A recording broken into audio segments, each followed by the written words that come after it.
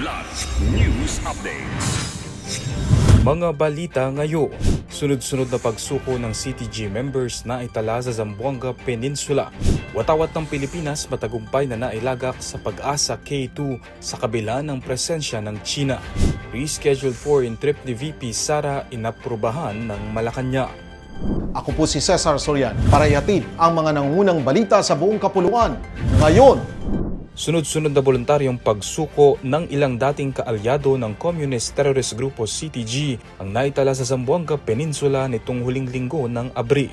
Mula Abril 26 hanggang 29, apat na individual mula sa Zamboanga del Norte at Zamboanga del Sur ang kusang sumuko sa pulisya kasunod ng pinaigting na intelligence operations at community engagement ng Police Regional Office 9. Dalawa sa mga sumuko ay dating tumutulong sa pagbibigay ng pagkain, gamot at iba pang supply sa mga armadong rebelde. Kapwa rin silang nagsuko ng improvised shotgun sa mga operatiba.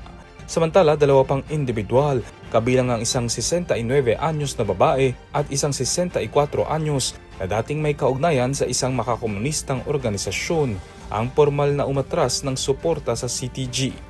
Ayon sa pulisya, ang magkakasunod na pagsukong ito ay indikasyon ng paghina ng support network ng CTG sa ilang komunidad sa rehiyon. Matagumpay na naitaas ng Civil Society Coalition na atin ito ang watawat ng Pilipinas sa Pag-asa K2 o Sandy K sa West Philippine Sea nitong linggo sa kabila ng mabigat na presensya ng mga sasakyang pandagat ng China. Ayon sa grupo, pinangunahan ni Akbayan Representative Dada Kiram Ismula ang misyon na umalis mula Pag-asa Island dakong 5:40 ng umaga. Ang atin ito ang kauna-unahang civil society group na nakarating sa Pag-asa K2.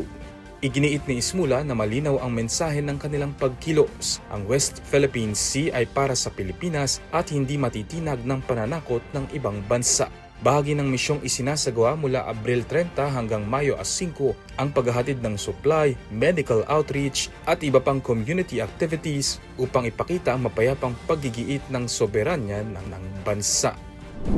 Kinumpirma ng Malacanang na inaprubahan ng Office of the President ang panibagong travel request ni Vice President Sara Duterte para sa kanyang biyahe sa ibang bansa mula Mayo 2 hanggang 15. Ayon kay Palace Press Officer Claire Castro, inilabas noong Abril 28 ang Travel Authority na sumasaklaw sa pagbisita ng Vice Presidente sa Netherlands, South Korea, Belgium, Germany at United Kingdom. Una nang nagain si Duterte ng travel request para sa Abril 23 hanggang Mayo 15. Ngunit binago ito matapos niyang sabihin na huli nang naibigay ang naunang permit at nagkaroon ng pagbabago sa kanyang plano. Giniit naman ng Malacanang na hindi last minute ang pag-apruba dahil karaniwan umanong isang araw bago ang nakatakdang alis, inilalabas ang Travel Authority para sa Vice Presidente. Sa ngayon, wala pang kumpirmasyon mula sa Office of the Vice President kung natuloy sa pag-alis si Duterte. Para sa Kidlat News Channel, ako si Renzel Lenon, nag-uulat. ako po si Cesar Soriano, kasama nyo sa bawat pagputo ng balita.